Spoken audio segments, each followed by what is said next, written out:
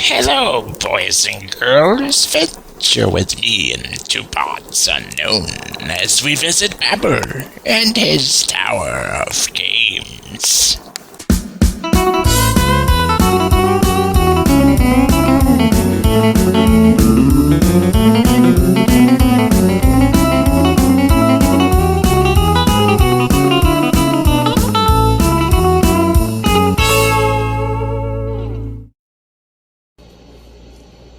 Hello everyone, Babel here.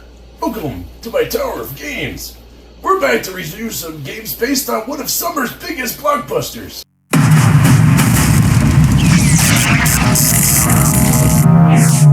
Same make. These were taken at the West Highland Police Station, 1984. You were there.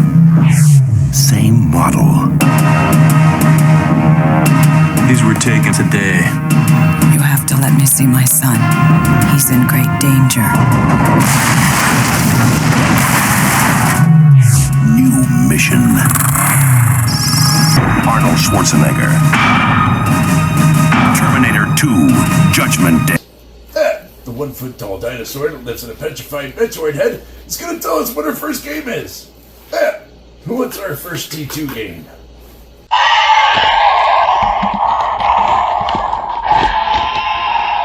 T2, the arcade game for the Sega Genesis, developed by Arena in 1992. This is a port of the extremely successful arcade game that came out in 1991.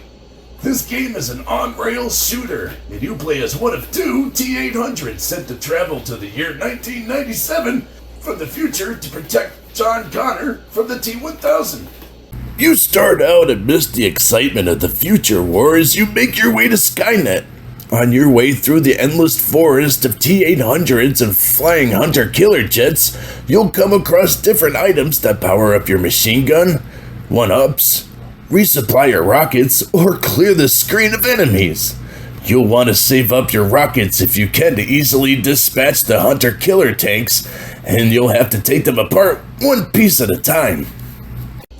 After the first battlefield level, and the second level, the refugee camp, then we're faced with the third mission, the refugee truck escort mission. This is one of the most difficult stages in the game as you need to protect John Connor's Ford F-150 from an endless onslaught of HK jets, T-800s, and then stronger gold T-800s.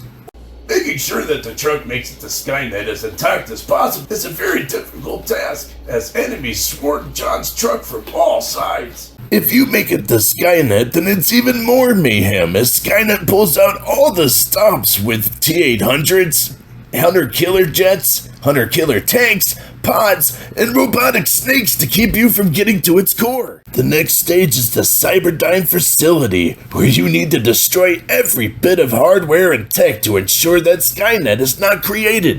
Next is the chase, as you try to protect your van from the T-1000 in a helicopter and in a tanker truck. Your reflexes need to be on point, as one touch from either will shatter the van like porcelain to glass. Babel, how does a brand newish van made in around that time break like glass, but the Ford truck 30 years in the future could take multiple laser hits before exploding? Well, I guess that van isn't made for tough. Ford F-Series. Built Ford tough. Make it to the steel mill, and it's the final showdown with the T-1000. Fill him full of shotgun rounds to keep him away from John, and blast him into the vat of molten steel with the grenade launcher. Hasta la vista, baby!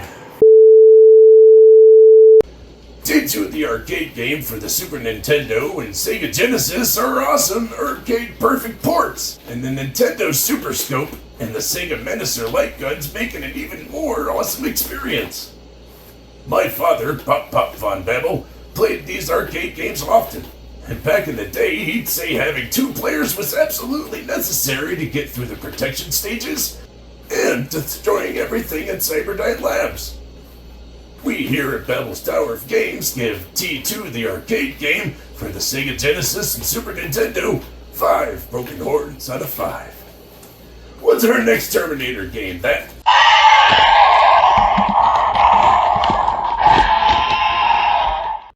2, the arcade game for the Game Boy. This game was developed by LJN and released in 1992. It's a shortened version of the arcade game and manages to squeeze all of the frantic action into the tiny screen of the Game Boy. And most of the stages from the arcade are here. Most of? Yes. The Game Boy version has the Future War, Battlefield, Refugee Camp, Skynet, Cyberdyne, and the Steel Mill. So no van protection stages and no truck protection stages? Nope, they took the most difficult levels out of this version and replaced them with text. With the frantic action of the Game Boy version comes its downside. Everything looks great graphically, but with the limited color palette of the Game Boy and Super Game Boy, it's sometimes tough to see the item power-ups in some levels.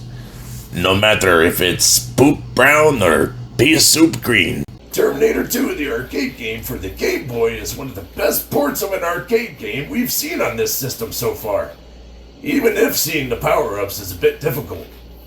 We here at Babel's Tower of Games give Terminator 2, the arcade game for the Game Boy, 4 broken horns out of 5. Well everyone, this wraps up the first episode of Season 3. We'll be back on the 15th with another episode, because the 2 best days are the 1st and 15th. See you next time. You just can't go around killing people. Why?